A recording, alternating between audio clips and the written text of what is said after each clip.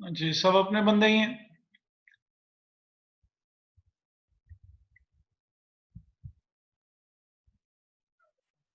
Yes sir.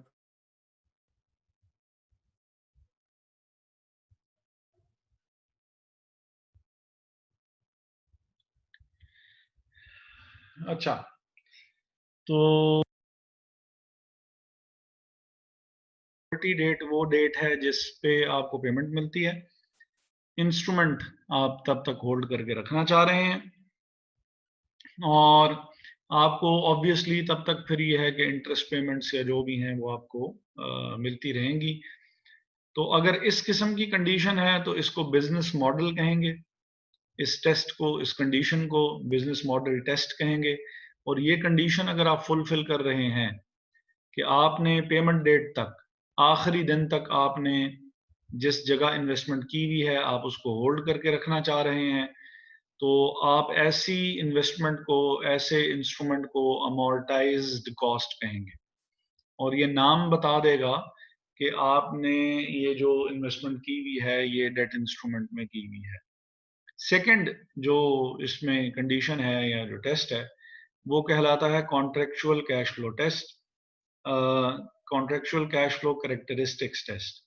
The contractual terms of the financial asset give rise on specified dates to cash flows that are solely payment of the instrument and interest on the outstanding amount. अब आसान अल्फाज में अगर आपको बताऊं मैं कि ये बेसिकली क्या कहना चाह रहा है, तो वो कह रहा है कि आपको इंस्टॉलमेंट्स मिलेंगी, और इंस्टॉलमेंट जो है वो उसमें ऑब्वियसली इंटरेस्ट की अमाउंट भी हुआ करती है, और उसमें जो आपका इंस्ट्रूमेंट है, इंस्ट्रूमेंट की उसमें प्रिंसिपल अमाउंट का भी थोड़ा सा हिस्सा हुआ करता है। यानी कहने का मकसद ये कि आपने जैसे सपोज कि अगर मॉर्टगेज है और आपने लोन लिया हुआ है, तो लोन है 5 लाख का, और जो लोन के ऊपर आप इंटरेस्ट जो आप पे कर रहे हैं, सपोज इंटरेस्ट आपने पे करना है 50,000 का over a period of 5 years. एन जो है वो नंबर ऑफ पीरियड जो हैं वो 5 हैं। इंस्टॉलमेंट जो आपकी है वो सपोज के 1,10,000 की है सपोज। अब ये जो 1,10,000 है, 1,10,000 में जो इंस्टॉलमेंट की अमाउंट होती है, इंस्टॉलमेंट की अमाउंट में प्रिंसिपल वैल्यू भी हुआ करती है, प्रिंसिपल वैल्यू भी हुआ करती है, और इसमें इंटरेस्ट भी हुआ करता है। और ये चीज आपने जब लोन अमोर्टाइजेशन शेड्यूल पढ़ा होगा, उसमें टाइम वैल्यू ऑफ मनी वाले चैप्टर में, तो टाइम वैल्यू ऑफ मनी वाले चैप्टर में आपने देखा होगा कि लोन अमोर्टाइजेशन शेड्यूल जब आपने बनाया होगा कि लोन अमोर्टाइजेशन शेड्यूल में इंस्टॉलमेंट की अमाउंट में प्रिंसिपल वैल्यू भी होती है, इंस्टॉलमेंट की अमाउंट में इंटरेस्ट भी हुआ करता है। तो अगर कुछ ऐसा लोन है जो कि लॉन्ग टर्म ड्यूरेशन का है, नंबर वन। नंबर टू, के मैच्योरिटी डेट तक, जो कि ऑब्वियसली जरा थोड़ी सी लंबे अरसे के बाद है, मैच्योरिटी डेट तक आपने इंस्ट्रूमेंट को होल्ड करने का आपने इरादा बनाया हुआ है, और मैच्योरिटी डेट तक आपको सिर्फ इंटरेस्ट वगैरह मिलता रहेगा और फाइनली जाके आपको अमाउंट भी मिल जाएगी। या आपने कोई मॉर्टगेज या बैंक लोन टाइप की कोई चीज जो है वो आपने ली हुई है, और वो मॉर्टगेज जो है वो उसके ऊपर आप इंस्टॉलमेंट्स में पीरियोडिकली स्पेसिफाइड डेट पे, जो यहाँ बात कर रहा है कि स्पेसिफाइड डेट पे आप जो है वो इंस्टॉलमेंट्स वसूल कर रहे हैं, तो ये कॉन्ट्रेक्चुअल कैश फ्लो टेस्ट कहलाएगा। और इस किस्म की सिक्योरिटी में इन्वेस्टमेंट अमोर्टाइज्ड कॉस्ट कहलाएगी। आसान अल्फाज में बात को एक दफा फिर से रिपीट कर रहा हूँ। अमोर्टाइज्ड कॉस्ट उस इन्वेस्टमेंट को कहेंगे जिसमें दो में से कोई एक कंडीशन जो है वो मौजूद होगी। कंडीशन नंबर 1 के लंबे अरसे तक आप उसको होल्ड कर रहे हैं और उस लंबे अरसे तक आपको सिर्फ इंटरेस्ट मिल रहा है, अदर देन दैट और कोई अमाउंट नहीं मिल रहा, और मेच्योरिटी डेट पे, फाइनल डेट पे, पेमेंट डेट पे आपको पूरी की पूरी अमाउंट लमसम वापस मिल जाएगी। ये वाली कंडीशन बिजनेस मॉडल टेस्ट कहलाएगी।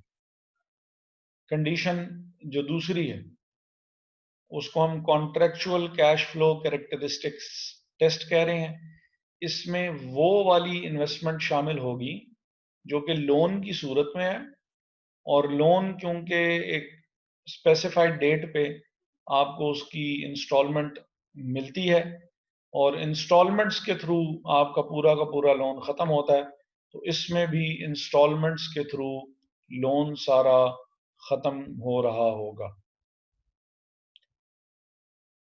ये दोनों टेस्ट समझ आ गए या दोनों कंडीशंस समझ में आ गई? जी सर, आ गई। अच्छा, जब ये होगा तो हम इसको अमोर्टाइज्ड कॉस्ट कह देंगे इस वाली इन्वेस्टमेंट को। और नीचे फिर उसने ये बात बताई कि if a debt instrument is held at amortised cost, the interest income will be taken to the statement of profit और लॉस। इनकम स्टेटमेंट में इंटरेस्ट एक्सपेंस, इंटरेस्ट इनकम के तौर पे हम इसको रिकॉर्ड करेंगे जितना भी इंटरेस्ट मिल रहा होगा, and the year end asset value is shown in the statement of financial position. Balance sheet में लॉन्ग टर्म एसेट्स में जो है वो हम इसको शो करेंगे। The working for this is similar to the table used in finance lease calculation. जो आपने लोन अमोर्टाइजेशन शेड्यूल जो आपने बनाया हुआ भी है, लोन अमोर्टाइजेशन शेड्यूल की तरह की इसकी कैलकुलेशन होती है। और वो टाइम वैल्यू ऑफ मनी के चैप्टर में, फाइनेंस के में मोस्ट प्रोबेबली आपने वहां पे ये चीज देखी। सर ये दोबारा बता देंगे इनकम स्टेटमेंट और बैलेंस शीट में कैसे रिकॉर्ड होंगे? मैम मेरी लाइट चली गई। कोई मसला नहीं, कोई मसला नहीं है। एक दो फिर से दोहरा देते हैं कि अगर कोई किसी इन्वेस्टमेंट को हम अमोर्टाइज्ड कॉस्ट करें तो वो इन्वेस्टमेंट उसके ऊपर ऑब्वियसली वो दिया हुआ आपने, तो लोन के ऊपर आपको इंटरेस्ट मिल रहा होगा। अब ये इंटरेस्ट मिल रहा है आवाज कट रही है। जी जी।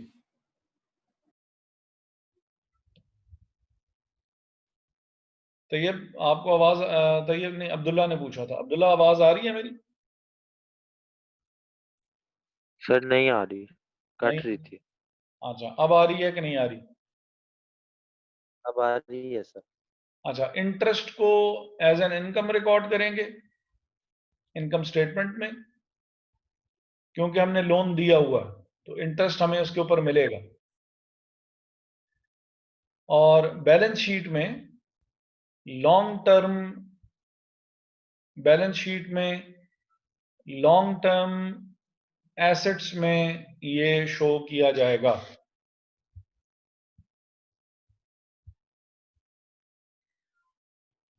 सही हो गया सर, थैंक यू। पहला लॉन्ग टर्म एसेट जो होता है वो पीपीई होता है। दूसरा लॉन्ग टर्म जो हमारे पास एसेट है वो लॉन्ग टर्म इन्वेस्टमेंट्स होती हैं। तीसरा long term loans and advances होते हैं।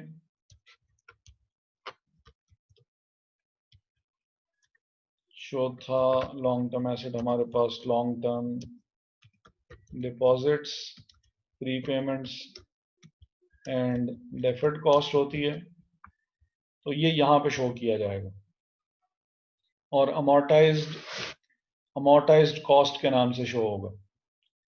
और ताकि हम इसको ज़रा थोड़ा मज़ीद भी डिस्टिंग्विश कर सकें कि ये बॉन्ड्स में या ये हमने मॉर्टगेज या लोन जो है उसके तौर पे हमने ये चीज़ हैंड ओवर बंदे को की हुई है।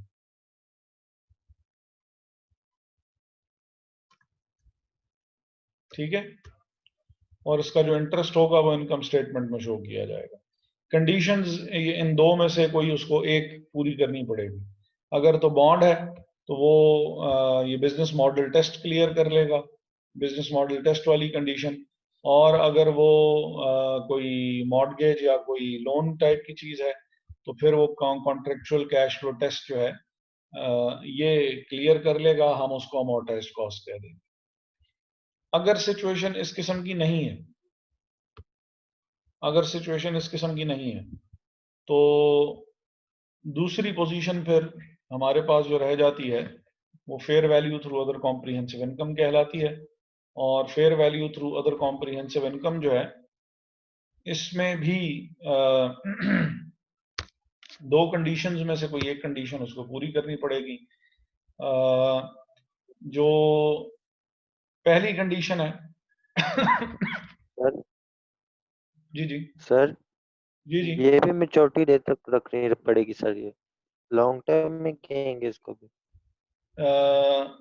ये जो है इसमें ये लॉन्ग टर्म के लिए आप नहीं रख रहे, ये आप जो है वो आपका मेन मोटिव या मेन जो पर्पस है वो ये है, जैसे ही अच्छी प्राइस आपको इसकी मिलेगी इंस्ट्रूमेंट इसको बेचते हैं, मींस के शॉर्ट टर्म के लिए रखना। लॉन्ग टर्म के लिए जो अगर इन्वेस्टमेंट को रखनी है तो मॉडल कॉस्ट, शॉर्ट टर्म के लिए तो रखनी है तो fair value through other comprehensive income. आपकी आवाज सर आवाज जल्दी कीजिए आप। आवाज नहीं इवन जो आप भी बोल रहे हैं वो आवाज भी मुझे बहुत वो आ रही है, वो क्या कहते हैं कि जैसे वो बहुत आहिस्ता आहिस्ता बोल रहा था तो सर आप अभी भी लोगों आवाज की नहीं कट हाँ के आ रही है। आज है थोड़ा इशू। फिर क्या करें आज के लिए, क्योंकि बहुत ही डिस्टॉर्शन है वाकई। सर आप लेक्चर रिकॉर्ड करके क्लासरूम में भेज दें। चलें ठीक है, तो अभी अभी के लिए बस ये 3 एनालिसिस की कंप्लीट कर लें और वो है सर नहीं आवाज आ रही। सर नहीं आ रही। अच्छा चलें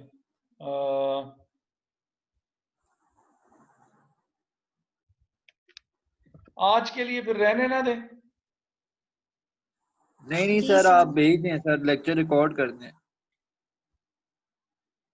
चलें मैं फिर इसी को कंटिन्यू रखूं।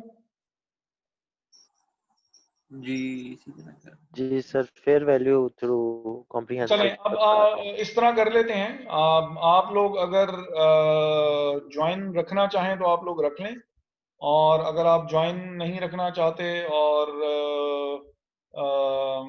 If you want to go तो फिर भी खैर है।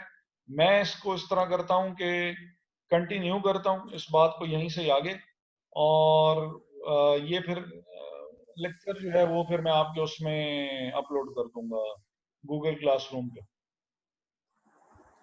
Okay sir.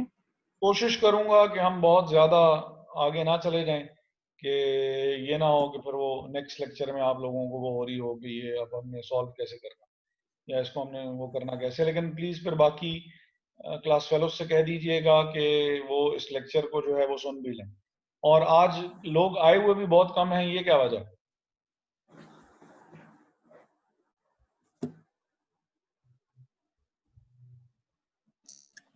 सर अंदर नेट डिस्कनेक्शन आ रही है। हाँ जी चलें। सर अभी रिमशा का भी मैसेज आया कि उसका भी नेट बंद हो गया है। ठीक है, मैं वो यही कह रहा हूँ कि अगर नहीं हो रहा तो आप लोग जा सकते हैं। मैं इसी को थोड़ा सा आगे कंटिन्यू करके और लेक्चर आपके उसमें मैं अपलोड कर दूंगा।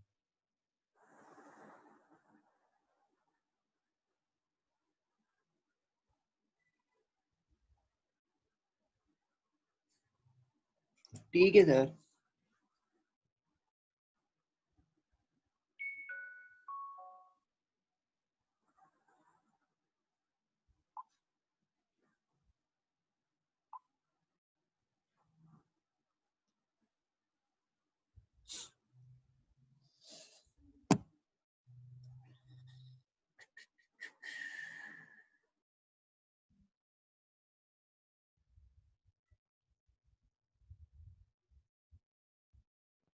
अच्छा, तो जो हमारे पास दूसरी चीज़ है, सेकंड पोजीशन है वो fair value through other comprehensive income है, और fair value through comprehensive income है हमारे पास अगेन दो कंडीशन है, एक है वो बिजनेस मॉडल टेस्ट है और एक जो है contractual cash flow characteristics test है। बिजनेस